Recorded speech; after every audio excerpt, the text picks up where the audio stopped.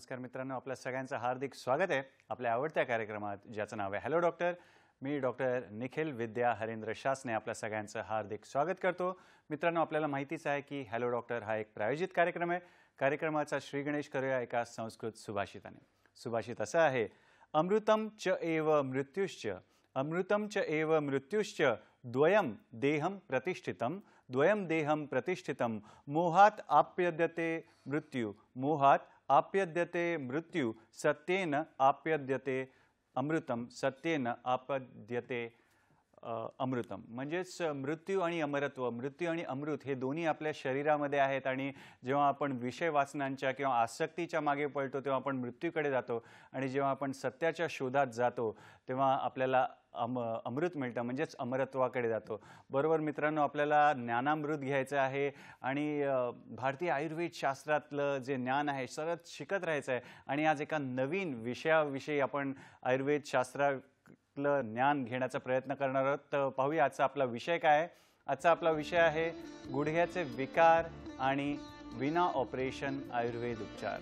विषय आहे गुडघ्याचे विकार आणि विना ऑपरेशन आयुर्वेद उपचार. आणि या विषयावर मार्गदर्शन करण्यासाठी आज आपल्यासोबत तज्ज्ञ आणि अनुभवी आयुर्वेदाचार्य आहेत. तर स्वागत करूया वैद्य सचिन भागवत गोडसे सरांचं. नमस्कार सर, स्वागत आहे कार्यक्रमात. नमस्कार मित्रांनो, सरांचा तुमच्याशी परिचय करून देतो. वैद्य सचिन भागवत गोडसे, आपण अनुभवी आणि तज्ज्ञ आयुर्वेदाचार्य आहात. आपल्या गाठीशी जवळजवळ 18 वर्षाहून अधिक आयुर्वेद प्रॅक्टिसचा अनुभव आहे. कुर्डुवाडी येथे श्री विश्वार्पण आयुर्वेद चिकित्सालयाचे आपण संचालक म्हणून कार्यभार सांभाळता, आपण सेवा देता. आयुर्वेद शास्त्रात आपण MD केलेलं आहे. आणि पुढे सांगायचं झालं तर आजच्या जर जगाकडे बघितलं तर गुडघेदुखीचा जो त्रास असतो तो फक्त म्हातारपणात किंवा वयानुसार होणारा असं नाही, तर तरुण वयांमध्ये सुद्धा आपण पाहतो. आणि हीच समाजाची समस्या पाहून सरांनी विशेष संशोधन केलं आणि चिकित्सा पद्धती त्यांनी नवीन निर्माण केली. आणि कमीत कमी वेळात या जे वेदनादायक जो त्रास आहे त्यावर कायमस्वरूपी कसं पेशंटना उपचार देता येतील त्याविषयी सरांनी संशोधन केलं. तर या विशेष संशोधनाविषयी सुद्धा आपल्याला सरांकडून आज जाणून घ्यायचं आहे. आणि सोबत या विशेष संशोधनाने 7 ते 8 हजार रुग्णांनी जे आहे या उपचार पद्धतीचा त्यांना फायदा मिळालेला आहे. आणि आणखी जे रुग्ण आहेत ते याचा फायदा घेत आहेत. नुसतंच गुडघ्याचे विकार नाही तर मणक्याचे विकार, आमवात म्हणा, संधिवात म्हणा, उंची वाढवणे, किडनीचे विकार, कॅन्सर, हृदयरोग, स्त्री पुरुष वंध्यत्व यासारख्या आजारात देखील उपचार करण्यामध्ये सरांचा हातखंडा आहे. त्यांनी विशेष प्रावीण्य मिळवलेलं आहे. आणि कुरुडवाडी सोबत सर आपली वैद्यकीय सेवा जी आहे दादरला, ठाण्याला, पुण्याला, पुढे दौंड या ठिकाणी देखील वैद्यकीय सेवा पुरवतात. तर असे तज्ज्ञ आणि अनुभवी आयुर्वेदाचार्य आज आपल्यासोबत आहे. या संधीचा फायदा आपल्याला घ्यायचा आहे. तर शुभस्य शीघ्रम कार्यक्रमाचा श्री गणेश करूया. गोडसे सर, पुन्हा एकदा स्वागत करतो. आणि आजचा आपला विषय आहे गुडघ्याशी निगडीत. आम्हाला गुडघ्याच्या रचनेविषयी, त्याच्या कार्याविषयी आणि आयुर्वेद शास्त्र कशा प्रकारे बघतं, आधुनिक शास्त्र कशा प्रकारे बघतं, आणि जोडून एक प्रश्न विचारतो की निरोगी गुडघा जो आहे तो कशाला म्हणावं. कृपया याच्यावर आम्हाला मार्गदर्शन करा. बरोबर. सुरुवातच आपण निरोगी गुडघा जे तुम्ही विचारले ना तुमच्या मनातलं, तर त्याच्याविषयी आपण बोलूया. निरोगी गुडघा म्हणजे काय की ज्याला सकाळी उठल्यानंतर खाली बसता येतं टॉयलेटला, त्याच्यानंतर दिवसभर उठणं, बसणं, चालणं, मांडी घालता येत आहे, आणि व्यवस्थित बॅलन्स म्हणजे इक्विलिब्रियममध्ये चालता येते. म्हणजे इकडं तिकडं किंवा वाकडं तिकडं किंवा लंगडं चालावं लागतं, एका गुडघ्यावरती 2 गुडघ्यावरती. आणि काही कुठलीही क्रिया करत असताना चटकन उठून बसता येते, खाली बसता येते, लगेच उठता येते, हात न टेकवता. हे ज्याला जमते त्याचा गुडघा निरोगी आहे असं आपण म्हणू शकतो. दुसरं की त्यात दुखत नाही, वेदना होत नाहीत, विनासायास पायऱ्या चढू शकताय, विनासायास पायऱ्या उतरू शकताय, कशाचा आधार घ्यावा लागत नाही, हा असा ज्याचा गुडघा आहे त्याला आपण असं म्हणू शकतो की हा निरोगी गुडघा आहे. आता गुडघा हा एक सांधाच आहे, तर हे हिंग जॉईंट म्हणलं जातं त्याला, पण हा स्पेशल हिंग जॉईंट आहे. तर सांधा म्हणजे काय की कुठल्याही 2 गोष्टी एकत्र येणं. ज्यावेळी 2 गोष्टी एकत्र येतात त्याला सांधा किंवा जॉईंट असं म्हणलं जातं. पण आता आधुनिक मतानुसार जर आपण सुरुवातीला पाहायला गेलो तर त्यामध्ये काय आहे की 2 हाडं म्हणजे कुठली बोन आहेत, फिमर वरती आणि टिबिया फिबुला हे खालून आले आहेत, आणि दुसरे ज्याला गुडघ्याची वाटी म्हणतो आपण त्याला पटेला, असे ही 4 बोन आहेत. त्यानंतर त्यामध्ये शिरा आहेत, कंडरा आहेत, म्हणजे काय की लिगामेंट म्हणतात त्याला. ह्यामध्ये कुठली लिगामेंट, ज्याला नस फाटली असं बोललं जातं, हे जे लिगामेंट असतात ते 6 साधारण प्रकारची लिगामेंट असतात. त्यामध्ये प्रामुख्याने लिगामेंट कुठले, ACL anterior cruciate ligament, posterior cruciate ligament पाठीमागचा, आणि 2 कोलॅटरल, आणि एक 5वं ते पटेलर. त्यानंतर हे सब इतर लिगामेंट पण असतात, पण ही महत्त्वाची लिगामेंट. त्याच्यानंतर त्याच्यामध्ये जी खुर्च्या असं बोललं जातं बोलीभाषेमध्ये, ते म्हणजे मिनिस्कस असतात. दोन गुडघ्याच्या साधारण वरचं हाड आणि खालचं हाड, ज्या खोबणी म्हणतात, की ज्याच्यामध्ये बसतं, ज्याच्यावरती शॉक ॲब्सॉर्बिंग होतं, म्हणजे आपण उड्या मारतो, उठतो, बसतो, त्या गादीनं हे जे शॉक ॲब्सॉर्बिंग होतं, म्हणजे आपल्याला सहज शक्य होतं, ते त्या खुर्च्या म्हणल्या जातात किंवा मिनिस्कस म्हणल्या जातात. ह्या 2 असतात, एक लॅटरल आणि एक मिडेल, म्हणजे आतल्या बाजूची एक गादी, बाहेरच्या बाजूची एक गादी. आणि त्याच्यानंतर स्नायू किंवा मसल ज्याला म्हणलं जातं, वरती फिमरस रेक्टस, ते मिडेल, लॅटरल, आणि खाली हॅमस्ट्रिंग मसल. अशा पद्धतीने ह्यामध्ये स्नायू असतात. ह्याच्याबरोबर काय असतं, आतमध्ये सायनिक फ्लुइड असतं आणि आर्टिक्युलर कार्टिलेज असतं. ही झाली जॉईंट, की त्याच्यामध्ये असणारे आपण सगळ्या रचना पाहिल्या. त्यानंतर आयुर्वेद ज्यावेळी ह्याकडे पाहतं त्यावेळी हा फक्त सांधा असं नाही पाहिलं जात, ह्यामध्ये वात, पित्त, कफ असं दोष पाहिले जातात. कारण ह्याची ट्रीटमेंट ज्यावेळी आपण करतो त्यावेळी वाताची, पित्ताची आणि कफाची असते, फक्त जॉईंट असं म्हणून पाहिलं जात नाही. कारण बऱ्याचदा काय होतं, काही जणांना वातामुळे दुखणं असतं, काही जणांना रक्तामुळे दुखणं असतं, काही जणांना शोध त्या ठिकाणी असतो, म्हणजे आमाचे लक्षण असतात. त्यामुळं त्याचा जो विचार केला जातो तो आयुर्वेदिक पद्धतीने करायला पाहिजे. त्याचं कारण असं की ज्यावेळी फक्त MRI केला आणि त्याच्यामध्ये झीज आहे असं पेशंट आमच्याकडे येतो, त्यावेळी त्याला फक्त झीज भरून याची औषध काढली आणि रिझल्ट आला, असं होत नाही बऱ्याचदा. त्याचं कारण असं, जर निदान आयुर्वेदिक पद्धतीनं असेल तर त्याची ट्रीटमेंट आयुर्वेदिक पद्धतीनं होऊ शकते. निदान आयुर्वेदिक पद्धतीनं, ट्रीटमेंट आयुर्वेदिक पद्धतीनं, तर मग मात्र रिझल्टमध्ये बदल होऊ शकतो. जरी त्या पेशंटला सांगितलेलं असेल ऑपरेशनशिवाय पर्याय नाही, जरी त्याला सांगितलेलं असेल आयुष्यभर औषध खावं लागतात, तरीसुद्धा शास्त्र बदललं की रिझल्ट बदलतो. त्याचं कारण काय, तर ज्यावेळी शिरा, म्हणजे जे आपण सांगितलं की लिगामेंट म्हणतो, शिरागत आणि कंडरागत वात हे कशापासून तयार होतं, रक्तापासून तयार होतं. तर हे रक्तप्रसाधन जर केलं तर शिरा आणि कंडराचं पोषण सुधारतं, त्यामुळे उठणं बसणं लवचिकता त्यातली वाढू शकते. त्याच्याबरोबर हाडाचं पोषण कुठून केलं जातं आयुर्वेदानुसार, पक्वशयामधून, जिथं पुरीसधाराकाल आणि अस्थिधाराकाल असते, तिथं जर का व्यवस्थित पोषण झालं तर मात्र हाडाची झीज भरून येऊ शकते. आणि सगळ्यात महत्त्वाचं मज्जा असते, मज्जागत वाताची ट्रीटमेंट असते आयुर्वेदानुसार. त्याच्यानंतर स्नायुगत वाताची ट्रीटमेंट असते, म्हणजे मांसगत वाताची ट्रीटमेंट असते. त्यानंतर कंडरा, त्या मेदोगत वाताची ट्रीटमेंट असते. अशा पद्धतीने एक एक एक एक एक धातूचे ज्यावेळी आपण ट्रीटमेंट करत जातो त्यामुळे पिन पॉईंट ट्रीटमेंट होते. म्हणजे उठता बसता येत नाही त्याची ट्रीटमेंट वेगळी येते, कटकट आवाज येतो त्याची ट्रीटमेंट वेगळी येते, गुडघ्याच्या पाठीमागं दुखते त्याची ट्रीटमेंट वेगळी येते, गुडघ्याच्या साईडला दुखते, आतल्याच बाजूने चमकते, गुडघ्यात बसलं तर ठणका येतो, पण सुरुवातीला चालायला लागलं की त्रास होतो, त्याच्यानंतर मात्र त्रास होत नाही. ह्या प्रत्येक गोष्टीसाठी पिन पॉईंट आयुर्वेदिक पद्धतीने निदान केलं जातं आणि मग मात्र गुडघ्याची ट्रीटमेंट ही पूर्णपणे होऊ शकते. फारच छान. आपल्याला सरांकडून जास्तीत जास्त ज्ञान घ्यायचे, वेगवेगळ्या जे शब्द आपण ऐकले त्याचा सखोल सरांकडून आपण जाणून घेणार आहोत त्याविषयी. तर सर आम्हाला सांगा की यामागे गुडघेदुखीमागे कुठली कारणं असू शकतात आणि थोडी बहुत लक्षणं सुद्धा थोडक्यात सांगितली तरी चालतील. बरोबर आहे. कारण ह्याच्यामध्ये पेशंट लक्षणानुसार मग नंतर गुडघा दुखतोय, चमकतोय, त्यानंतर बऱ्याच वेळ बसलं की ठणका येतो, पायऱ्या चढताना, पायऱ्या उतरताना लपक मारतो, अशा पद्धतीने लक्षणं घेऊन येत असतो. पण ह्याच्या पाठी मग कारणं जर पाहिली तर साधारण 5 ते 6 प्रामुख्यानं कारणं आहेत. त्यातलं पहिलं जे कारण आपण जर पाहिलं तर स्रोतोरोगजन्य असं म्हणलं जातं. त्यानंतर धातुक्षयजन्य हे एक दुसरं कारण जातं. वात वाढतो. वात कशामुळे वाढतो, तर ह्या धातुक्षय म्हणजे वय जसं जसं वाढत जाईल त्याच्यामुळे वात वाढत असतो. स्रोतरोध म्हणजे त्या शरीरामध्ये म्हणजे जो चिकट पदार्थ आहे तो जर शरीरामध्ये जास्त साठला किंवा अपचित आहार जर शरीरामध्ये जास्त साठत चालला तर वात वाढतो आणि त्यानंतर वात वाढला की त्या हाडाची झीज व्हायला चालू होते. हे दुसरं महत्त्वाचं कारण. तिसरं कारण काय असतं शरीरामध्ये, आगंतुक कारण ह्याला म्हणलं जातं. म्हणजे जसं आता रोड ॲक्सिडेंट झालेला आहे, पडलेला आहे, स्पोर्ट इंजुरी झालेली आहे, तर त्यानंतर व्यवसायच आहे की बाबा उभा राहून जास्त वेळ काम करावं लागतं किंवा जास्त चालावं लागतं, पळावं लागतं, शिफ्ट ड्युटी असतात, प्रवास जास्त करावा लागतो, हे जे आहेत तर हे आगंतुक कारणामध्ये. त्याच्याबरोबर ह्याच्यासोबत काय येतं की इतर आजार असतात की जसं संधिवातासारखा आजार आहे, आमवातासारखा आजार आहे, चिकनगुन्यासारखा आजार आहे, त्यानंतर इन्फेक्शन असतात बरेचदा, व्हायरल इन्फेक्शन झालं, TBचं इन्फेक्शन झालं, त्यानंतर कॅन्सर झाला त्या ठिकाणी. तर अशी असंख्य कारणं आहेत त्याच्यामध्ये. आता साधं स्रोतरोगजन्य जर पाहायला गेलं आपण पहिलं कारण, तर ह्याच्यामध्ये काय होतं की स्रोतरोगजन्य होतं म्हणजे काय होतं, शरीरामध्ये अपचित मेद जो आहे तो काय होतो रक्तात मिसळतो, रक्तातून कुठं जातो तो सांध्यामध्ये जातो, सांध्यात गेल्यानंतर काय होतं त्या ठिकाणी ज्या रक्तवाहिन्या आहेत, रसवाहिन्या आहेत, वातवाहिन्या आहेत त्या दबायला लागतात. समजा रसवाहिन्या जर दबायला लागल्या तर त्या ठिकाणी त्या गुडघ्यामध्ये काय होतं सूज यायला लागते, रक्तवाहिन्या जर दबायला लागल्या तर सांधा आहे तो गरम व्हायला लागतो आणि वातवाहिन्या दबायला लागलं तर ठणकायला लागतो, चमकायला लागतो. अशा पद्धतीनं काय होतं लक्षणामध्ये की सुरुवातीला पेशंटला थोडंसं दुखतं, त्यानंतर थोडंसं चमकायला लागतं, उठता बसताना त्रास होतो, परत परत काय होतं, ही लक्षणं वाढायला लागतात, त्यामुळे गोळ्या किंवा औषधं घ्यावी लागतात. त्यानंतर मग रोजच्या दैनंदिन कामामध्ये पण अडथळा लागतो. त्यानंतर परत लंगडावं लागतं. त्याच्यानंतर गोळ्या औषधं ही दररोज घ्यावी लागतात, जी 2 दिवसातून आठवड्यातून एकदा घ्यायची, ती परत वाढत जातं, म्हणजे ह्याची फ्रिक्वेन्सी ती वाढत जाते. त्याच्यानंतर मात्र पेशंट लंगडावं लागतो. त्यानंतर रोजच गोळ्या घ्याव्या लागतात आणि त्यानंतर डॉक्टर सांगतात की आता आपण MRI करूया. MRI पाहिल्यानंतर जवळजवळ 60-70-80% इकडं झीज वाढत गेलेली असते. मग त्यांना सांगितलं जातं की आता तुम्हाला ऑपरेशनशिवाय पर्याय नाही. आणि अशा वेळीसुद्धा आपण त्या पेशंटची ट्रीटमेंट ही करत असतो. आणि ह्याच्यात सगळ्यात महत्त्वाचं जे स्रोतरोध आहे ना, ह्याच्यामध्ये काय होत असतं की आहार, म्हणजे फास्ट फूड असेल, जंक फूड असेल, बाहेरचं जेवण असेल, त्यानंतर मीठ असेल, म्हणजे वेळी जेवण असेल, कोल्ड्रिंकसारखे पदार्थ असेल, हे सगळे ह्या स्रोतरोधजन्यमध्ये येत असतात. धातू क्षयजन्यमध्ये काय येतं, अतिव्यायाम असेल, त्यानंतर जे आपण म्हणतो ना ट्रेकिंग करतात, त्यानंतर सायकलिंग करतात, त्यानंतर व्यायाम करतात, रोडवरून धावतात, ह्यांनी काय करायला पाहिजे, ह्यांचं जसं जसं वय वाढत जातं आहे तसं हे जर प्रकार केले तर त्यांची झीज वाढत जाणार. किमान अंगाला तेल जरी लावलं तरी सुद्धा यांची झीज आहे ती 50% तरी आपण कमी करू शकत असतो. त्यामुळे हे त्यांनी करायला पाहिजे.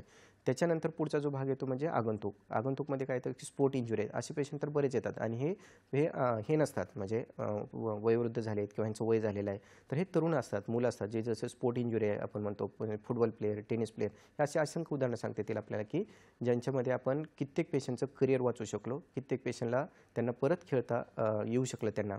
त्याच्यानंतर इतर जे कोरोनानंतर जे स्टेरॉइडचं प्रमाण शरीरामध्ये पेशंटचे गेलं, रुग्णांचे गेलं, त्यामुळे तरुणामध्ये, त्यानंतर स्त्रियांमध्ये बऱ्याच अंशी शरीराची झीज होत गेली, हाडं ठिसूळ होत गेली आणि त्याच्यानंतर मात्र हा गुडघेदुखीचा प्रकार हा वाढत गेला. त्यानंतर नॅचरलीच ज्या स्त्रिया गरोदर असतात, त्यानंतर 1-2 डिलिव्हरी होतात, सिजर होतात, त्याच्यानंतर ॲबॉर्शन होतात, ह्याच्यानंतर काय केलं जातं, शेकशेकडी केली जात नाही, बऱ्याचदा बाळंतकाडे घेतले जात नाहीत, त्यानंतर जी सुतिका परिचर्या म्हणलं जातं ती पाळली जात नाहीत. हे असे असंख्य कारण आहेत की ज्याच्यामुळे त्यांची गुडघेदुखी ही लवकरच आणि कमी वयात चालू होत असते. एक छोटंसं उदाहरण सांगेल मी तुम्हाला की आपल्याकडे 30-32 वर्षाची स्त्री म्हणजे रुग्ण, तर त्याचं काय झालं होतं की 2 सिजर झाली आणि त्याच्यानंतर 2 ॲबॉर्शन झाली आणि त्याच्यानंतर सेकंड ज्यावेळी डिलिव्हरी झाली, त्या डिलिव्हरीनंतर 6 महिन्यामध्येच पेशंटला गुडघेदुखीचा त्रास चालू झाला. त्यानंतर हळूहळू तो त्रास वाढत गेला, एवढं वाढत गेलं परत इतर सांधे पण दुखायला लागले, मनगट दुखायला लागले, सांधे दुखायला लागले, वजन वाढत गेलं. त्यानंतर त्यांना सांगितलं की हार्मोनल इम्बॅलन्स हा प्रमाण आहे आणि हायपोथायरॉइडचं निदान झालं. त्यानंतर ट्रीटमेंट चालू केली, त्यांना सांगितलं की आयुष्यभर गोळ्या घ्यायला लागतील. त्यानंतर वजन तर वाढतच चाललं, त्यानंतर त्यांचं सांधेदुखीचा त्रास तर वाढत चालला, उठता येईना, बसता येईना, स्टिफनेस जो म्हणतो आपण तो वाढत चालला, शरीरातला आळस वाढत चालला, गौरव वाढत चालला, त्यानंतर तोंडाची चव चालली, म्हणजे त्या पेशंटला असं वाटायला लागलं की आपण आता म्हातार होत चाललो की काय, अशा पद्धतीने त्यांना त्रास वाढत चालला. तो 1 ते 1.5 वर्ष त्यांनी ट्रीटमेंट घेतली आणि 1-1.5 वर्षानंतर त्यांच्या परत लक्षात आलं की हा MRI करून पाहूया. MRI केल्यानंतर त्यामध्ये सगळं गुडघ्याचं जे ते कॉन्ड्रोमलिशिया, त्यानंतर ACL म्हणजे अँटेरियर क्रुशिएट लिगामेंटवरती पूर्ण हायपरटेन्स म्हणजे ते झिजत चाललेलं आहे आणि मिडिल मेनिस्कसला कॉम्प्लेक्स टिअर गेलेला आहे तिथं, म्हणजे उठण्या बसण्यामुळे ते झालेलं असू शकतं. पण एवढं ठिसूळपणा आलेला होता त्यामध्ये. तर ह्याच्या पाठीमागे ज्यावेळी आपण ते आले आपल्याकडे आणि त्यांनी विचारलं की आम्हाला ऑपरेशन टाळायचं आणि ह्यातून पूर्णपणे बरं व्हायचं आहे, कारण त्यांचं म्हणणं होतं की आपण गुडघ्याचं ऑपरेशन करतो पण इतर सांध्याचं काय. मग त्या डॉक्टरने सांगितलं की नाही, आता तुम्हाला ह्या आयुष्यभर गोळ्या तर खाव्याच लागतील. मग मात्र त्यांचं सामवाताप्रमाणे आपण दीपन केलं, पाचन केलं. म्हणजे काय केलं, ज्या शिरा असतात, कंडरा असतात, त्याच्यावरची ट्रीटमेंट केली. त्यानंतर शिरागत कंडगत वातची ट्रीटमेंट केल्यानंतर त्यांना गुडघ्यातला जो स्टिफनेस आहे तो कमी यायला, हालचाल म्हणजे आखडायला लांबायला यायला लागलं. त्यानंतर जो गरमपणा होता त्याची ज्वराची ट्रीटमेंट केली. त्या ज्वराची ट्रीटमेंट केल्यानंतर त्याच्यातला जो ताप आहे तो कमी झाला, गुडघ्याचा जो गरमपणा आहे तो कमी आला. त्यानंतर वातकफत ज्वराची ट्रीटमेंट केल्यानंतर त्यातली जी सूज आहे ती कमी केली. अशा पद्धतीने त्यांचं उठता बसता यायला लागलं. त्यानंतर त्यातली सूज गेली आणि त्याच्यानंतर जो ठणका होता तो कमी झाला आणि त्याच्या पुढं त्यानंतर तिक्त क्षीराच्या बस्ती केल्या, जी झीज झालेली होती ती भरून काढली. असं साधारण 8 ते 9 महिने गेले, पण पेशंटला साधारण 3ऱ्या-4थ्या महिन्यापासून फरक पडत गेला आणि आज त्यांचं ऑपरेशन तर टळलेलंच आहे, झीज तर भरूनच आलेली आहे आणि त्याच्यामुळे त्यांचं दैनंदिन जीवनही चालू झालेलं आहे. हे कसं कळलं तर साधारण 1.25 वर्षानंतर आपण ज्यावेळी MRI केला त्यावेळी त्यांचा जो रिपोर्ट आला होता त्यामध्ये ACL क्लिअर होतं, त्यानंतर मिडियल मेनिस्कस व्यवस्थित झालेली होती, रिपेअर झालेली होती आणि जे इफ्युजन वगैरे होतं ते नव्हतं आणि सगळ्यात महत्त्वाचं पेशंटचं उठणं, बसणं, चालणं आणि जे डिप्रेशनमध्ये चालले ते पूर्णपणे आपण आयुर्वेदाच्या माध्यमातून घालवू शकलो होतो. फारच छान सहज सोप्या भाषेत सरांनी सांगितलं. सरांकडून आयुर्वेदाविषयी जे आहेत उपचार पण आपण जाणून घेणार आहोत, रुग्णांचे वेगवेगळे अनुभव ते पण आपण जाणून घेणार आहोत आणि आपले गुडघे जे आहेत ते निरोगी कसे राहतील याविषयी पण आपण सरांकडून जाणून घेणार आहोत. तुर्तास वेळ झाली एका छोट्याशा विश्रांतीची. पाहत राहा आपला आवडता कार्यक्रम हॅलो डॉक्टर, फक्त आणि फक्त दूरदर्शनच्या सह्याद्री वाहिनीवर, प्रत्येक घरासाठी, घरातल्या प्रत्येकासाठी.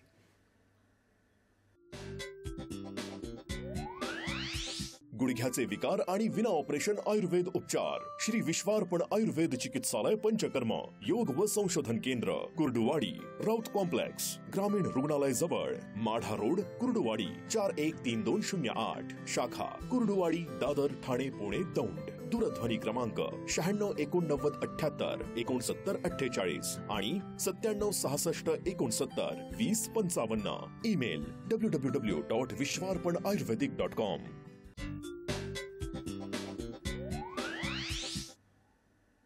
विश्रांतीनंतर पुन्हा एकदा आपलं स्वागत आहे आपल्या आवडत्या कार्यक्रमात ज्याचं नाव आहे हॅलो डॉक्टर.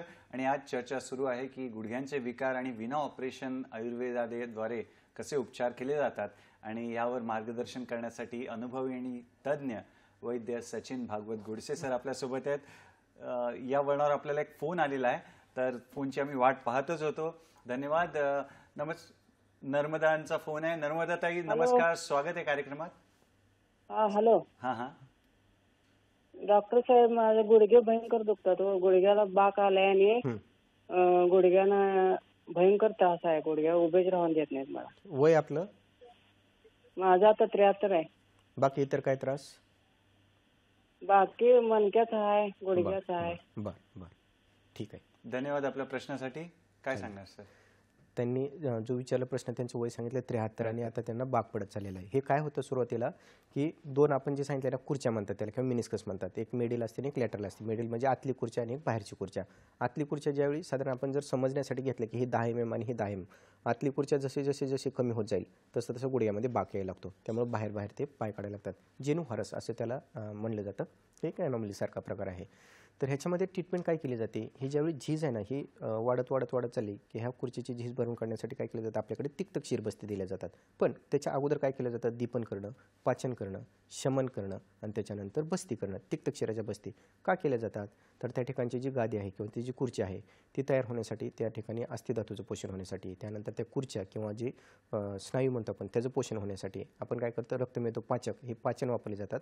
आणि त्याच्यानंतर त्या ठिकाणी तिक्तक शिर आयुर्वेदाची जी अस्थिधातूची उत्पत्ती सांगितलेली आहे ती पक्वशयामध्ये सांगितलेली आहे. त्यामुळे त्या ठिकाणी बस्ती आपण सोडले जातात आणि त्याच्यातून चांगलं जर पोषण झालं तर त्याची उत्पत्ती चांगली होते. आता असं म्हटलं जातं की ती जी खुर्ची आहे किंवा ती जी गादी आहे तिला तर ब्लड सप्लाय नसतो, मग कसं पोषण होतं, तर ह्याचं उत्तर परत आधुनिक मताप्रमाणे पण दिलं जातं. आणि आयुर्वेदिक मत तर आता मी तुम्हाला सांगितलं क्षीरदधी न्यायानुसार त्याची उत्पत्ती होत असते. जसं दुधातून दही, दह्यातून लोणी, लोणीतून तूप असं जसं होत जातं तसं शिरा, कंडरा, स्नायू अशा पद्धतीनं रसातून रक्त, रक्तातून म्हणजे तो श्लोकच आहे आयुर्वेदाचा, रसात रक्तम तत्वस्थान्यम अश्रुजा कंडरा शिरा मांसात्वचा तोकसटचं, म्हणजे रस जर पोषण केलं तर रक्ताचं, रक्ताचं मांसाचं, मांसातून मेदाचं, क्षीरदधी न्यायानं एक धातूचं पोषण होत जात असतं. त्यामुळे स्थूलपचन व्यवस्थित करणं, सूक्ष्मपचन व्यवस्थित करणं, मग मात्र त्या आपण खाल्लेल्या आहाराचं रूपांतर की त्या धातूमध्ये होतं आणि मग मात्र त्या धातूची किंवा त्या शिराची, त्या स्नायूची, त्या कंडराची झीज ही भरून येत असते. अशा पद्धतीनं बस्ती हा ह्याच्यावरचा उपक्रम आहे. आता त्यांनी वय सांगितलं 72. ह्या वयात सुद्धा त्यांनी जर जवळच्या वैद्याकडे गेल्या आणि त्यांच्याकडून जर का हा बस्तीचा उपक्रम केला, फक्त दीपन, पाचन, शमन करून ह्यांनी जर बस्ती घेतल्या तर मग मला वाटतं ह्यांची जी झीज आता किती टक्के झाली हे माहीत नाही, पण ह्या वयामध्ये थोडंसं कमी होऊ शकते, उशिरा होऊ शकते, पण 60, 70, 80% तर त्यांची झीज नक्की भरून येईल बस्ती ह्या उपक्रमानं. आणि त्याबरोबर त्यांचं जे उठणं, बसणं, चालणं आणि हे जे म्हातारपण आहे ते त्यांचं सुखकर नक्की जाऊ शकतं. फारच छान.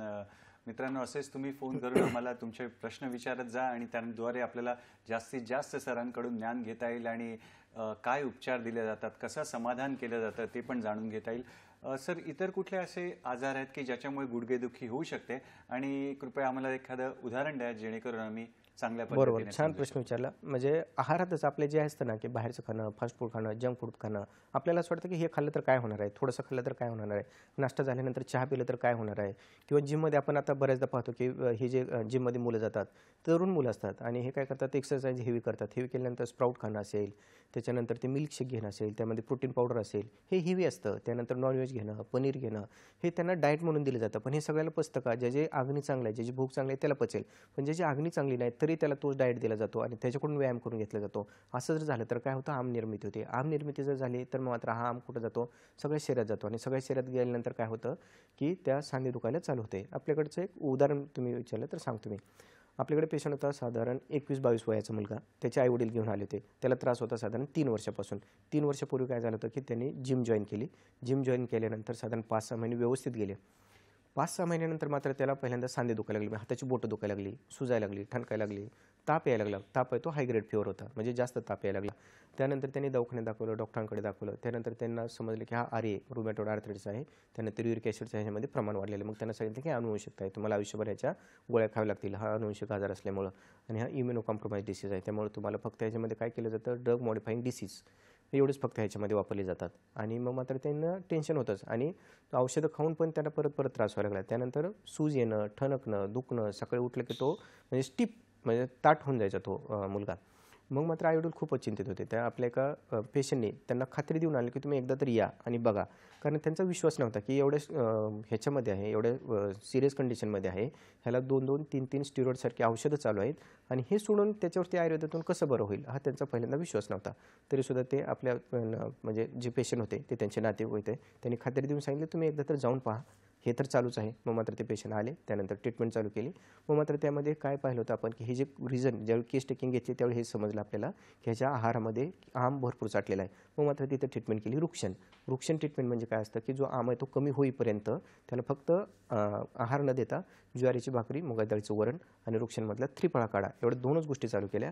साधारण 15 दिवसामध्ये त्याच्या शरीरामधला जो आम आहे तो कमी यायला चालू झाला. आम जसं कमी यायला चालू झाला तसं पहिल्यांदा ताप कमी यायला लागला. त्यानंतर त्याच्या सांध्याची हालचाल आहे ती व्हायला लागली, आणि सकाळचा जो स्टिफनेस होता, म्हणजे सकाळी उठलं की अंग ताटणं, अंग दुखणं, जखडणं, ह्या गोष्टी त्याच्या कमी यायला लागल्या. आणि त्याच्यानंतर मात्र त्याला भूक लागायला लागली, जेवण चालायला लागलं, चव लागायला लागली तोंडाला, म्हणजे ताप कमी होण्याची लक्षणं होत होती.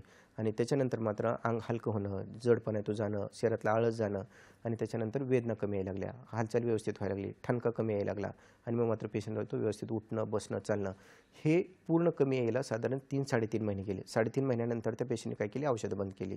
परत तेच की त्यांचा विश्वास नव्हता, त्यांना असं वाटलं होतं, आणि हे आपण करत असताना स्टिरॉइडचे जे त्यांचे औषध होते एक करत टेपर ऑफ करत म्हणजे कमी करत गेलो होतो. त्यांना वाटलं तर हे पण बंद केलं आणि हे बंद करून पाहूया आपण काय होते. 3.5 महिन्यानंतर त्यांनी 15 दिवस औषधं बंद केली, आणि त्याच्यानंतर 15 दिवसांनी आले, आणि मग त्यांचा विश्वास बसला की आता औषधं बंद केली तरी सुद्धा त्रास होत नाही.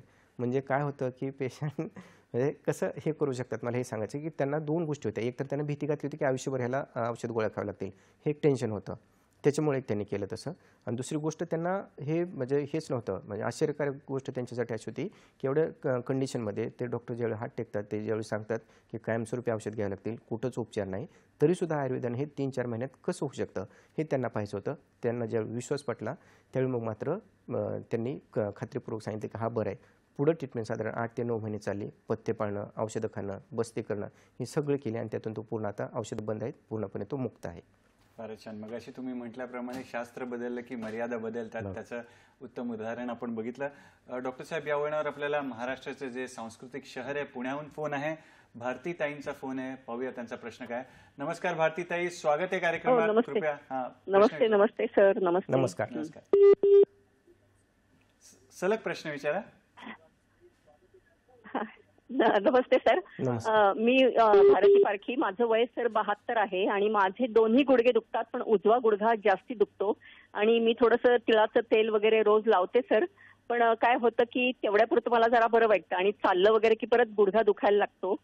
तर मी अजून म्हणजे दुसऱ्या डॉक्टरांच्याकडे वगैरे कुठे गेले नाही. मी तिळाचं तेल किंवा असं तेल लावत असते, पण गुडघा दुखतो मात्र चालताना, हे खरं आहे. बरोबर. अजून काही विचारायचं डॉक्टर साहेबांना?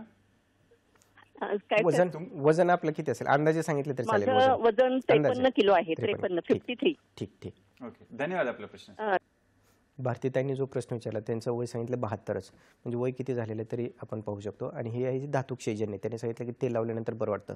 धातुक्षयजन्यमध्ये काय होतं, तेल लावलं की बरं वाटतं, आणि स्त्रोतरोजन्य आमवत असेल तर तेल लावलं की वेदना वाढत असतात. तर ह्यांच्या शरीरामध्ये जी खुर्ची आहे ती आतली खुर्ची आहे ती झिजत चाललेली आहे, त्यामुळे त्यांना एकच गुडघा दुखते. आणि दुसरी गोष्ट म्हणजे त्यामध्ये थोडा तरी टिअर गेलेला असतो, एकतर लिगामेंटला टिअर गेलेला असतो, नाहीतर खुर्चीला टिअर गेलेला असतो. त्यामुळे त्याच्यावरती भार पडला, ताण पडला, किंवा सुरुवातीला उठून चालायचं म्हणलं की चमकते, आणि त्यानंतर थोडं चाललं की कमी येत असते. धातुक्षयजन्य वाताची लक्षणं आहेत. ह्याच्यासाठी ह्यांनी आता ह्या वयात तेल लावणं तर हे ठीकच आहे, पण ह्याच्यासोबत ज्या बस्ती असतात, सहचरादी तेल म्हणून बस्ती असतात, त्याच्या बस्ती घ्यायला पाहिजे. एक हळीवाचे लाडू, मेथीचे लाडू हे त्यांनी सेवन करायला पाहिजे, किंवा मेथी बिया रात्री भिजत घेऊन सकाळी जर त्यांनी खाल्ली तरी सुद्धा त्यांना त्रास आहे तो कमी येऊ शकतो. आणि सर्वात महत्त्वाचं ह्याच्यासोबत काही जे दीपन आणि पाचन औषध आहेत ती मात्र जवळच्या वैद्याकडून त्यांनी जर घेतली तर ह्या वयात सुद्धा त्यांची गुडघेदुखी ही पूर्ण कमी येऊ शकते. आणि ह्या गुडघ्याचा जो भार दुसऱ्या गुडघ्यावर येईल आणि तो चालू व्हायच्या आतमध्ये जर त्यांनी केलं तर मग मात्र दोन्ही गुडघे त्यांचे व्यवस्थित होऊ शकतात. डॉक्टर साहेब, हे आता जे तुम्ही सांगितलं मेथीचे लाडू आणि मेथीच्या बिया, ते स्वस्थ व्यक्ती किंवा आमच्या वयातले व्यक्ती किंवा लहान मुलांना पण आपण देऊ शकतो का, किंवा त्याविषयी कृपया? खूप छान प्रश्न विचारला, कारण बऱ्याचदा आज मेथीचे लाडू खा किंवा हळीवाचे लाडू खा असं मला तर माहीतच नसतं. पण ह्या प्रत्येकाने ज्यावेळी आपण जन्मतो त्यावेळी आपल्या आईने हे खाल्लेले असतात. कारण आपल्याकडे अजून तरी ही संस्कृती आहे की डिलिव्हरी झाल्यानंतर त्या स्त्रीला मेथी बिया दिल्या जातात, मेथीचे लाडू दिले जातात. त्या डिंक लाडू जे म्हणतो त्यामध्ये मेथी बिया घातल्या जातात. त्याच्याबरोबर हळीवाची खीर दिली जाते 10 दिवस 20 दिवस, त्यानंतर ते विसरतात. पण हे जर खाल्लं तर हे नॅचरल सोर्स आहेत कॅल्शियमचे. हळीव हा तर रिचेस्ट सोर्स आहे कॅल्शियमचा. त्यामुळं हाडाची वाढ होणं, त्यानंतर शरीराला कॅल्शियम मिळणं, त्यानंतर प्रत्येक अवयवाची वाढ होण्यासाठी आपल्या शरीरामध्ये कॅल्शियम हे गरजेचं असतं. तर हे जर का गेले आपल्या पोटामध्ये तर मग मात्र लहानपासून ते मोठ्यापर्यंत कुणालाही कॅल्शियमच्या कमतरतेमुळे हाडं ठिसूळ झाली, हाडाचा त्रास चालू झाला, गुडघ्याचा त्रास झाला, सांध्याचा त्रास चालू झाला असं होत नाही. ह्याच्यासोबत फक्त मोठ्या व्यक्तीने अंगाला तेल लावणं म्हणजे अभ्यंग करणं हे मात्र गरजेचं आहे. फारच छान सर. येतात तेव्हा नेहमीच असे सोपे घरच्या घरी आपल्याला करता येईल असे आपल्याला सल्ला आणि उपचार सांगत असतात. सर, आता तुम्ही विषय काढला तर स्त्रियांमध्ये गुडघेदुखीचं प्रमाण का वाढलेलं दिसतं, किंवा त्यामागे काय कारण आहे, आणि एखादा अनुभव सांगितला तरी चालेल, किंवा या कारणांविषयी कृपया? छान प्रश्न विचारला तुम्ही. आता तुम्ही पाहिलं असेल तर आमच्याकडे ओपीडीमध्ये जे पेशंट येतात ना त्यात जवळजवळ 60-70% मला तर चालेल की ही स्त्रिया असतात, हे झीज झालेली, त्यानंतर क्षय झालेला. ह्याचं कारण त्यांची लाईफस्टाईलमध्ये काय, लाईफस्टाईलमध्ये की सकाळी उठणं असेल, त्यानंतर त्या दिवसभर सकाळी उठल्यानंतर काम करणं, स्वयंपाक करणं, त्यानंतर धुणं करणं, भांडी करणं, ते 10-11 वाजेपर्यंत जातात. त्याच्यानंतर त्यांचे पुढं थोडं जर दुखायला चालू झालं असेल तर त्याच्याकडे दुर्लक्ष करणं हे एक कारण झालं. दुसरं कारण की 1-2 डिलिव्हरी झालेली असणं, शिजर झालेले असणं, त्याच्यानंतर जी काही त्यांनी ही पाळायला पाहिजे, सुतिका परिचर्या पाळायला पाहिजे, म्हणजे शेकशिगडी घ्यायला पाहिजे, ती घेतलेली नसणं.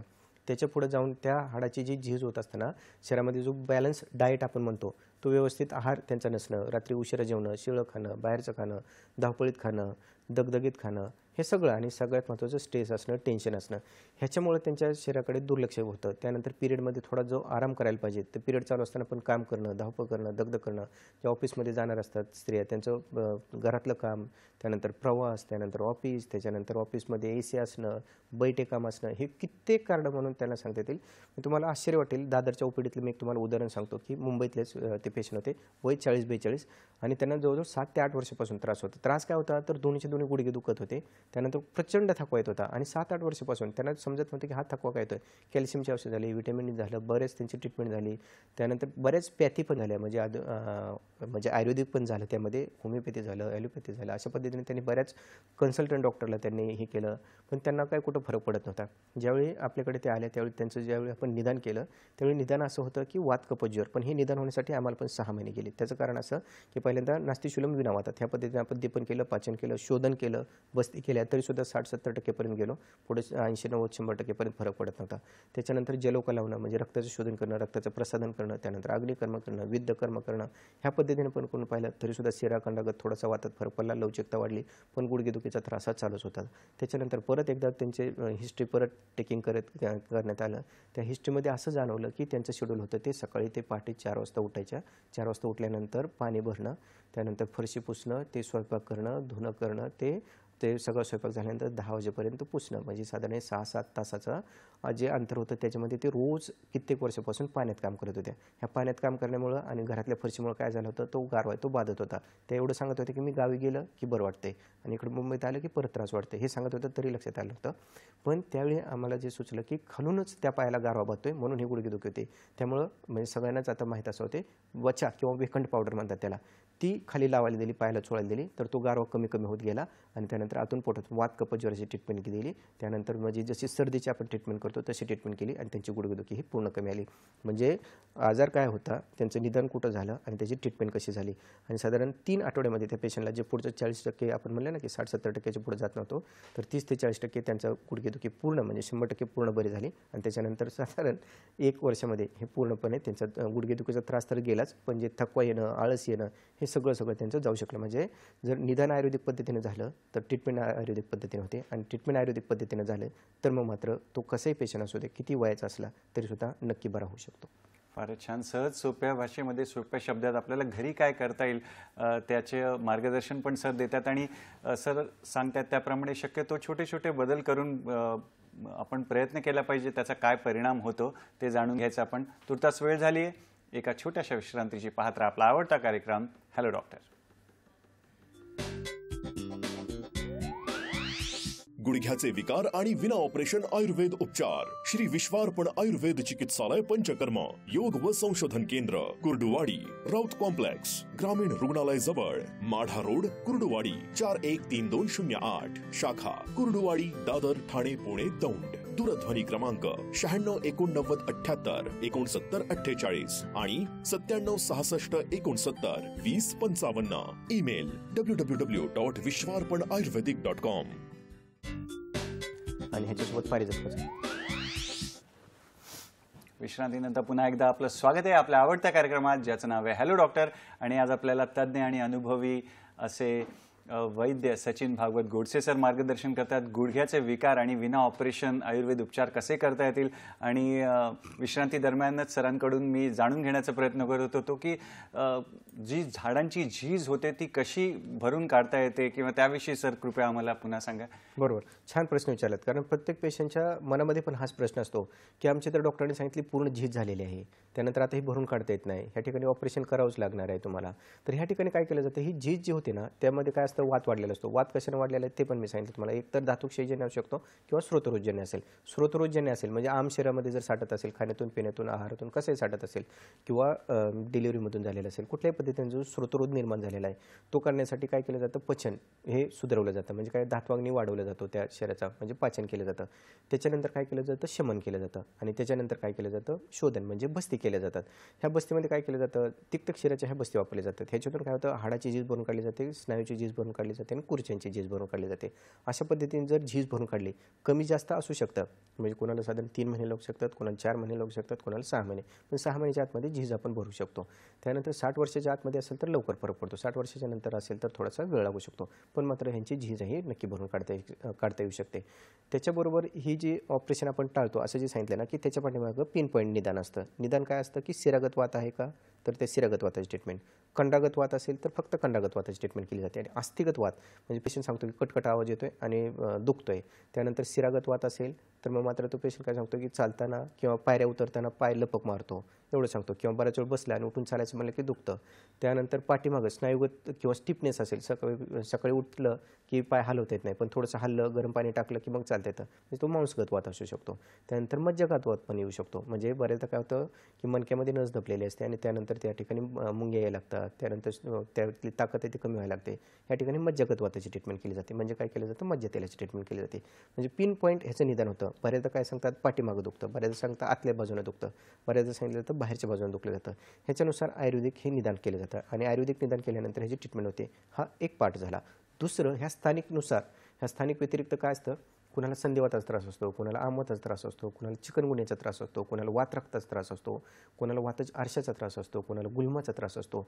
हे इतर आजार त्या शरीरातले पाहिले जातात आणि त्या आजाराची जर ट्रीटमेंट केली तर लक्षण स्वरूप म्हणून जे गुडघेदुखी आहे, गुडघेदुखीची झीज आहे, ही जी वाढत चाललेली आहे ती मात्र आपण पूर्णपणे कमी करू शकत असतो. कारण त्या आजाराची जर ट्रीटमेंट केली तर हा पूर्ण बरा होतो.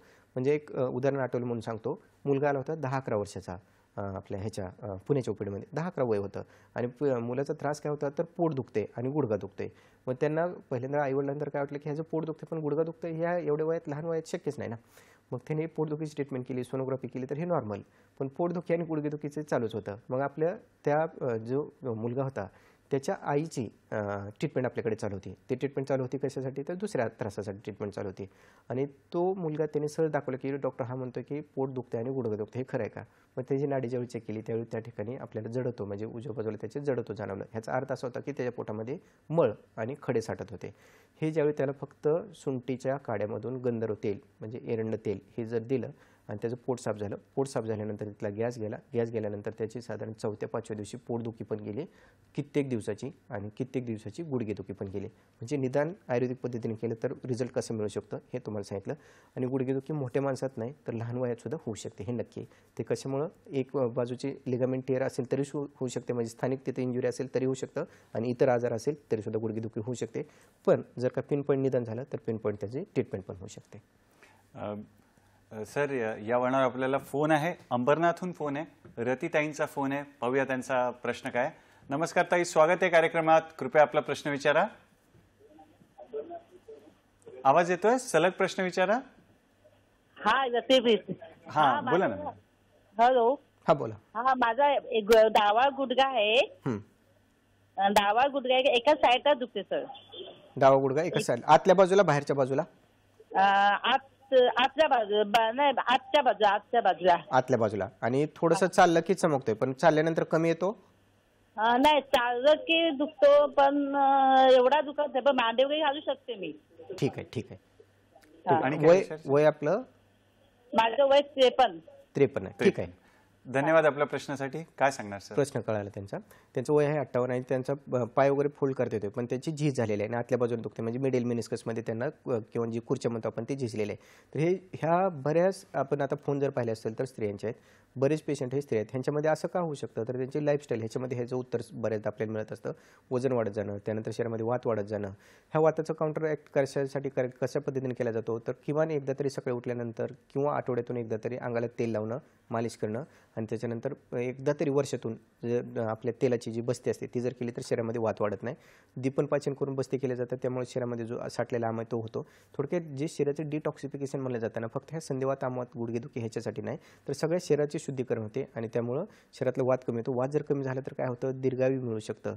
म्हणजे हे फक्त अभ्यंग केलं तर काय होऊ शकतं, आयुर्वेदामध्ये एवढं सुंदर सांगितले, तर त्यांनी अभ्यंग करावं, हे त्यांच्या प्रश्नाचं उत्तर होतं. आणि बस्ती, तिक्तक शिराच्या बस्ती आणि सहचरादी तेल म्हणून ह्याच्या 2 बस्ती आहेत.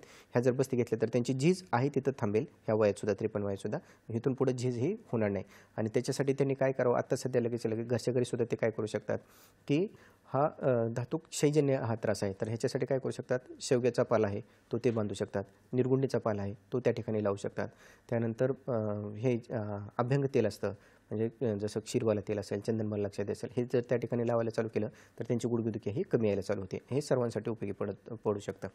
आणि सगळ्यात महत्त्वाचं म्हणजे जर का वर्षातून एकदा जरी बस्ती केली ना तरीसुद्धा कुठलाही शरीरामध्ये वात राहत नाही आणि कुठलाही गुडघेदुखीचा त्रास हा राहत नाही ह्या वयात सुद्धा. फारच छान सर, मनमोकळेपणाने आपल्याला आपल्या प्रश्नांची उत्तरं देत आहेत, समाधान करतायत त्याचं. आणि मित्रांनो, तुमच्या सहभागामुळे सगळ्यांचाच फायदा होतोय. तर तुर्तास असंच कार्यक्रमावर प्रेम करत राहा. तुर्तास वेळ झाली एका छोट्याशा विश्रांतीची. पाहत राहा आपला आवडता कार्यक्रम हॅलो डॉक्टर, फक्त आणि फक्त दूरदर्शनच्या सह्याद्री वाहिनीवर, प्रत्येक घरासाठी, घरातल्या प्रत्येकासाठी.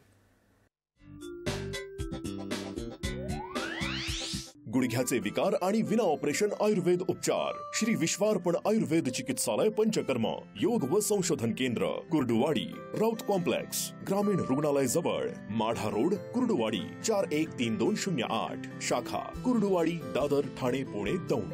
दूरध्वनी क्रमांक 96 89 78 69 48 आणि 97 66 69 20 55. Email www.vishwarpanayurvedic.com.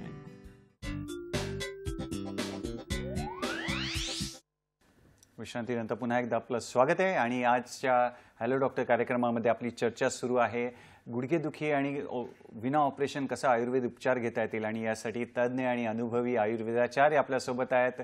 वैद्य सचिन भागवत गोडसे सर आपल्यासोबत आहेत.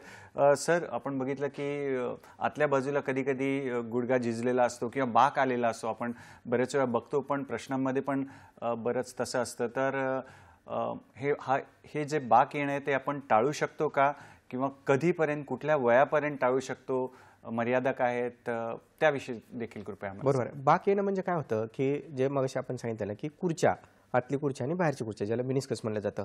ही जशी जशी आतली खुर्ची झिजत जाते तसं तसं तो गुडघा तो बाहेर यायला लागतो किंवा भाग पडायला लागतो. म्हणजे असं बाहेर, जसं आपण एखादं जे शेतकरी आहेत त्यांना माहिती आहे की जर एखाद्या बैलावरती ओझं जास्त टाकलं तर ते बाहेर डोकं काढतात. ह्याला म्हणतात त्याच्यावरती आता लोड यायला लागला. म्हणजे काय झालं की ते आता हाड आहे ती तुमचा लोड घेत नाहीत किंवा जे गुडघे ते झिजायला लागले ते आता लोड घेत नाहीत. मग कशावर ताण येतो? त्या मागच्या शिरावरती कंडरावरती ताण येतो. शिरा आणि कंडरावरती ताण यायला लागलं काय होतं? ते कडक होतात, ज्याला बोलीभाषेत म्हणतात की मागच्या शिरा आता कडक झालेत किंवा शिरा दांडरायला लागलेत, म्हणजे दांडरतात ते शिरा. त्याच्यामुळे काय होतं? आकडायला लंबायला त्रास होतो, उठायला बसायला त्रास होतो आणि गुडघे ते बाहेर बाहेर बाहेर यायला लागतात. आता हे ॲक्च्युली स्टेजेस आहेत. काय स्टेजेस आहेत की समजा मला सांगितलं तसं 10 mm ही 10 mm लॅटरल, म्हणजे आतली खुर्च्या बाहेरची खुर्च्या, ह्यातली जो 50% पर्यंत झिजत आली तरी आपण करू शकतो. इकडे 30% पर्यंत झीज आली तरी आपण ऑपरेशन टाळू शकतो. इकडं 50-80% पर्यंत गेले तरी झीज टाळू शकतो. इकडं साधारण 50% पर्यंत बाहेरची जी खुर्ची आहे ती जर झिजली तरी आपण टाळू शकतो. ही कली 100% पर्यंत गेली आणि 50%च्या पुढे गेली तरी मात्र ग्रेड 4 होते किंवा स्टेज 4 येते. ही तर मात्र ऑपरेशन आपल्याला टाळता येत नाही. त्या ठिकाणी काय होतं की कंप्लीट त्या ठिकाणी झीज झाली असते, तिथं ऑपरेशन टाळता येत नाही. हे पहिलं.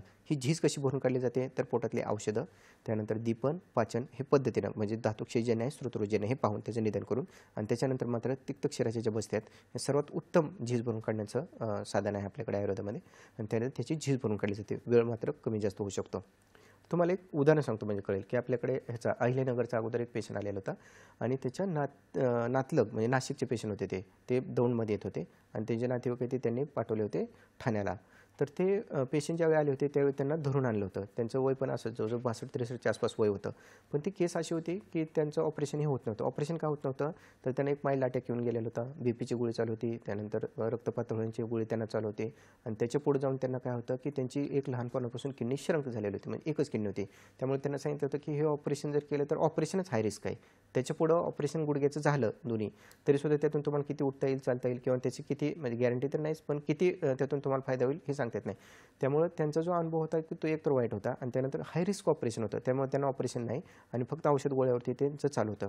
एक तर अगोदर काय असतं की किडनीच्या पेशंटला स्टेरॉइडसारखी औषधं किंवा पेन किलर औषध देताना बरेच जपून द्यावे लागतात. त्यांना औषधं पण वाढवता येत नव्हती, वेदना तर वाढत चालल्या होत्या, बाग तर वाढत चालल्या होता. ह्या पेशंटने ज्यावेळी त्यांना सांगितलं तुम्ही एकदा जाऊन तर पहा, मग मात्र ते पेशंट आल्यानंतर त्यांचं सेम ह्या पद्धतीने आपण दीपन करणं, पाचन करणं, शोधन करणं, शमन करणं, बस्ती करणं अशा पद्धतीने ट्रीटमेंट चालू केली.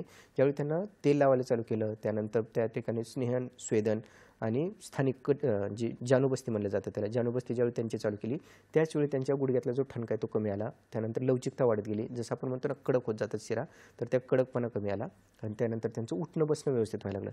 त्यांचा बाग गेला का तर साधारण 20-30% फक्त त्यांचा बाग आपण कमी करू शकलो, बाग राहिला त्यांच्यामध्ये, पण त्यांचं उठणं बसणं आणि वेदना हे त्यांच्या कमी करू शकलो. तिथून पुढे जो बाग पडत चालला नव्हतं ते मात्र नक्की थांबू शकलो. आणि सगळ्यात महत्त्वाचं की ह्या कंडिशनमध्ये सुद्धा, ह्या वयामध्ये सुद्धा त्यांचं आपण ऑपरेशन आयुर्वेदातून टाळू शकलो होतो. फारच छान सर. बागविषयी, गुडघ्यात बाग पडण्याविषयी आपण चर्चा केली आणि मगाशी विश्रांती दरम्यान पण आपली चर्चा झाली की शहरी भागात आपण बघतो की सगळेजण रस्त्यावर, कॉन्क्रीटच्या रस्त्यावर धावतात, पळतात किंवा व्यायाम करतात. ते कितपत योग्य आहे आणि जर समजा त्याला काय पर्याय असू शकतो किंवा त्याविषयी देखील सांगा, जेणेकरून आमचे गुडघे चांगले राहतील, सांधे चांगले राहतील. छान प्रश्न विचारला तुम्ही. काय बऱ्याचदा ह्याच्यावरून रस्त्यावर, शहरामध्ये तर बऱ्याचदा काय होतं रस्त्यावरून फिरावं लागतं, रस्त्यावरूनच पळावं लागतं, रनिंग करणं असेल, त्यानंतर ट्रेकिंग करणारे असतील, त्यानंतर सायकलिंग करणारे असतील, हे वय वाढलं तरी हे करत जातात. एक ज्याला सवय आहे त्यानं लहानपणापासून केलेलं असेल त्याचं वेगळं, पण ज्याने साधारण 30 वय आहे, 40 वय आहे किंवा आता शुगर सांगितली आणि मग पळायला लागला आहे, मग चालायला चालू केले, रस्त्यावरून धावायला लागलेला आहे, जॉगिंग करायला लागलं आहे, तर हे पहिल्यांदा त्यांनी कमी करायला पाहिजे. एक दुसरं त्यांनी मातीमधून किंवा ग्राउंडमधून, गवतावरून त्यांनी चालायला पाहिजे. कारण गुडघ्याचं जे जर्क बसतो ना त्याच्यातून त्या हाडाची झीज व्हायला चालू होत असते. सुरुवातीला जरी नाही वाटलं तरी मग मात्र हे झीज वाढायचं हे कारण आहे. मग ह्यांनी काय करायला पाहिजे?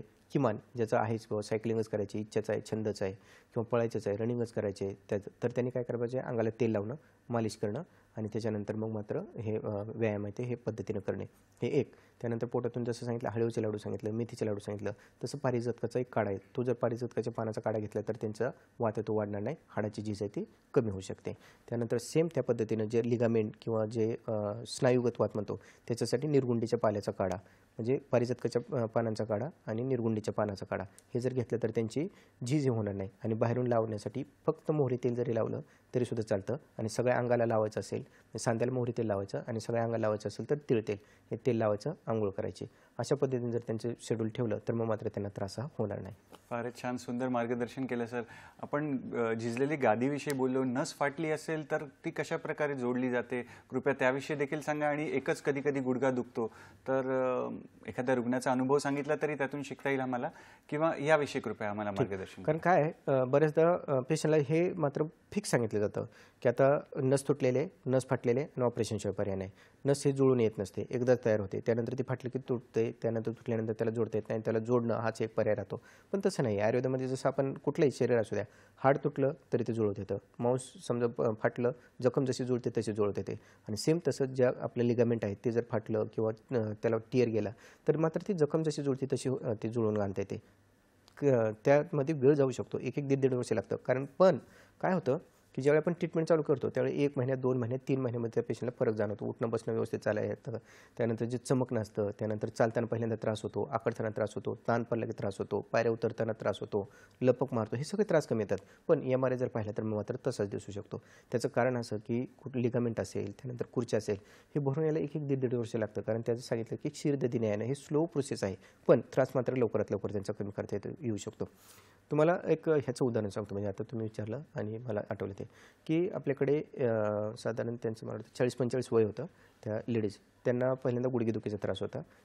त्यांच्या गुडघेदुखीची ट्रीटमेंट आपल्याकडे चालू होती. गुडघेदुखी हळूहळू कमी आली, 3-4 महिने ट्रीटमेंट गेली. त्याच्यानंतर एक दिवस त्या स्कूटीवरून पडल्यानंतर लिगामेंट टिअर गेल्यानंतर मग मात्र त्यांचा MRI झाला. MRIमध्ये ते दिसल्यानंतर परत सांगितलं की त्यांना ऑपरेशन करावं लागेल. म्हणजे एकातून दुसरं दुखणं वाढलेलं होतं. मग मात्र त्यांनी सांगितलं की असं आहे. म्हणलं नाही, आपल्याला आयुर्वेदिक पद्धतीनेच हे लिगामेंटची पण झीज आहे ते किंवा लिगामेंटचा जो टिअर आहे तो हळूहळू भरून काढायचा आहे. जसं जसं साधारण 5-6 महिन्यानंतर त्यांचा टिअर भरत आला, त्यानंतर त्यांचा त्रास गेला आणि त्यानंतर MRI करून पाहिलं तर त्यामध्ये बरीच सुधारणा झालेली होती. मग मात्र त्यांना खात्री पटली की लिगामेंट टिअरसुद्धा त्यातून भरून येऊ शकतो. त्यावेळी त्यांनी सांगितलं की त्यांचा मुलगा हा एक प्लेअर आहे आणि तो इंटरनॅशनल लेवलचा प्लेअर आहे. त्याची सेम अशी लिगामेंट टिअर खेळताना इंजुरी झाली आणि ते टिअर झाला. टिअर झाल्यानंतर त्याचं ऑपरेशन झालं. ऑपरेशन झाल्यानंतर 6 ते 7 महिने त्याची ट्रीटमेंट पुढं चालू होती. त्याला रेस्ट होता, त्यानंतर फिजिओथेरपी चालू होती. तरीसुद्धा त्याला अजून खेळता येत नव्हतं. मग त्याला आपल्याला काय करता येईल का, त्यांनी असं विचारलं. कारण आयुर्वेद फक्त अगोदर टाळण्यासाठी नाही, तर ऑपरेशन झाल्यानंतर सुद्धा जर त्रास असेल तरीसुद्धा ट्रीटमेंट देऊ शकतो. ह्या उदाहरणातून तुम्हाला दिसेल. तर त्या मुलाला ज्यावेळी आपल्याकडे आणलं त्याचं त्या पद्धतीनं शिरागत आणि कंडागत वाताची ट्रीटमेंट केली. शिरागत कंडागत वाताची म्हणजे काय, स्नेहन करणं. जसं एखादं लाकूड असतं ते जर कडक झालं, त्याला जर आपण तेलानं राबवलं तर ते जसं पाहिजे तसं लवचिक होतं. आपलं शरीर तर जिवंत आहे. त्यामुळे स्नेहन करणं, स्वेदन करणं, आतून बस्ती करणं, ह्याच्यातून शिरागत कंडागत वाताची पोटातून औषध देणं, ह्यानं काय झालं, त्याच्यातली लवचिकता वाढायला लागली. लवचिकता वाढत गेली, त्यानंतर आतली स्ट्रेंथ वाढत गेली. म्हणजे लवचिकता वाढली, आतली स्ट्रेंथ वाढली. त्यामुळे उठणं, बसणं, चालणं, ज्या समजा आखडायला त्याला फक्त 30-45 डिग्रीपर्यंत येतो ते 90 डिग्रीपर्यंत यायला लागलं. अशा पद्धतीने त्यामध्ये फरक पडला आणि त्यानंतर त्याच्या स्ट्रेंथमुळे त्याला खेळता येऊ लागलं. म्हणजे आयुर्वेद काय करू शकतो, कुठल्या लेवलपर्यंत कार्य करू शकतो, ह्या उदाहरणातून आपल्याला दिसेल. फारच छान. सरांकडून कमीत कमी वेळात जास्तीत जास्त आपल्याला शिकायचं आहे, मार्गदर्शन घ्यायचं आहे. सर, थोडं रॅपिड फायर राऊंड घेऊयात. थोडक्यात उत्तरं द्या की आपली जी विशेष चिकित्सा पद्धती आहे त्याविषयी सांगा आणि त्याने तात्काळ जी वेदना असते ती कमी होते का? बरोबर आहे. कारण काय, पिन पॉईंट डायग्नोसिस, त्यानंतर पिन पॉईंट ट्रीटमेंट आणि त्याच्यानंतर पिन पॉईंट त्यामध्ये सक्सेस होतो. अत्यंत कमी कालावधीमध्ये ही यशस्वी चिकित्सा आहे आणि सगळ्यात महत्त्वाचं 90-95% ह्याचा रिझल्ट आहे. म्हणजे सक्सेस रेट आहे ह्याचा आणि कुठलाही साईड इफेक्ट नाही. आयुष्यभर औषध खावी लागत नाहीत, पथ्य जास्त पाळावे लागत नाहीत. हे सगळ्यात महत्त्वाचे ह्याचे वैशिष्ट्य आहेत. किती कालावधी लागतो आणि का? साधारण 6 महिन्यापर्यंत कालावधी लागतो. पहिलं 2-2.5 महिने काय होतं की वात कमी करणं, दुसऱ्या 2 महिन्यामध्ये काय होतं, झीज भरून काढणं आणि तिसऱ्या 2 महिन्यामध्ये सगळ्यात महत्त्वाची ट्रीटमेंट इथे येते रसायन चिकित्सा. म्हणजे काय होतं, बऱ्याचदा औषध गोळ्या खाल्लं की बरं वाटतं, औषध बंद झाली परत दुखायला चालू होतं. ही तर रसायन अपुनर्भव चिकित्सा म्हणतात. कारण एकदा झीज भरून काढली, समजा 70-80% भरून आली असं जरी आपण समजलं तर ती कायमची झीज परत काय रिटर्न किंवा रिव्हर्स काढता येत नाही. त्यामुळं ह्या पेशंटमध्ये साधारण 2 आणि 6 महिने, कधी कधी जर झीज कमी असेल तर त्याच्या आतमध्ये पण होऊ शकतं, पण साधारण 6 महिन्यापर्यंत ह्या पेशंटला रिझल्ट येण्यासाठी वेळ लागू शकतो. आणि पुन्हा गुडघेदुखीचा त्रास सुरू होऊ शकतो का? हां, पण ह्याच्यासाठी आयुर्वेदामध्ये प्रयोजन आहे की अपुनर्भव चिकित्सा, ह्याला रसायन चिकित्सा म्हटलं जातं. जसं च्यवनप्राशसारखं असेल, पिंपळी रसायन असेल, लसूण शिरपाक असेल, म्हणजे लसणाच्या पाकळ्याचे दुधामध्ये टाकून उकळून गाळून पिले जातात. हे मात्र शोधन केल्यानंतर करायची गोष्ट आहे, डायरेक्ट करायची गोष्ट नाही आहे. आणि एकदा ऑपरेशन असलं झालं तरी पुन्हा उपचार घेता येतात का किंवा त्याविषयी बरोबर, थोडं- छान प्रश्न विचारला. बऱ्याचदा काय होतं, एका गुडघ्याचं ऑपरेशन झालेलं असतं, एखादी नस आहे ती फाटलेली असते आणि त्याचं केलेलं असतं, तर त्या बऱ्याचदा नंतर पण त्रास होत असतो. बऱ्याचदा त्यांना खाली बसता येत नसतं, बऱ्याचदा मांडी घालता येत नसते, बऱ्याचदा वेदना चालू असतात, बऱ्याचदा सूज येत असते, बऱ्याचदा थोड्या जरी पायऱ्यात चालला की ताण पडला तरी दुखायला लागतं. तर अशा पेशंटसुद्धा आपण ऑपरेशन झाल्यानंतर त्याची ट्रीटमेंट करता येते, त्याच्यामधली गुडघ्यातली ताकद वाढवता येते, हे एक. आणि दुसरं सगळ्यात महत्त्वाचं, त्याचा ताण पडून जो दुसरा गुडघा दुखणार आहे त्याची जी झीज वाढत चाललेली असते तेही कमी करता येतं आणि त्यामुळं त्याचं जे होणारं पुढं जाऊन ऑपरेशन आहे ते आपल्याला नक्की टाळता येतं. एका वाक्यात सर संदेश काय देणार?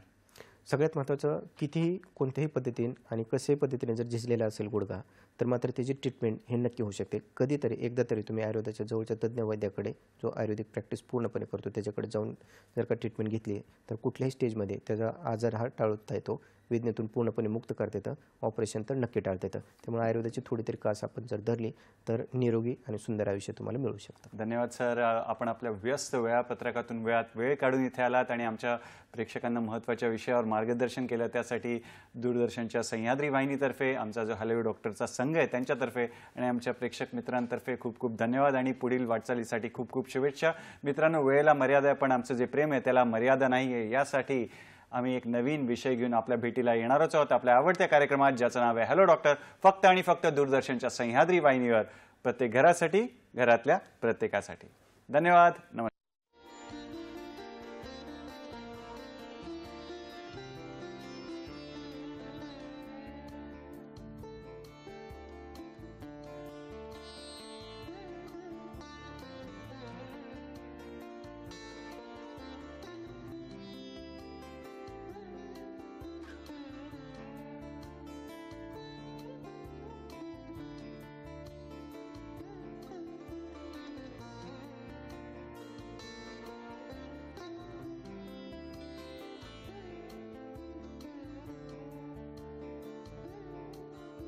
आणि विना ऑपरेशन आयुर्वेद उपचार, श्री विश्वार्पण आयुर्वेद चिकित्सालय पंचकर्मा, योग व संशोधन केंद्र, कुर्डुवाडी, राऊत कॉम्प्लेक्स, ग्रामीण रुग्णालय जवळ, माढा रोड, कुर्डुवाडी, 413208, शाखा कुर्डुवाडी, दादर, ठाणे, पुणे, दौंड. दूरध्वनी क्रमांक 96 89 78 69 आणि 97 66 69 20 55. Email www.vishwarpanayurvedic.com.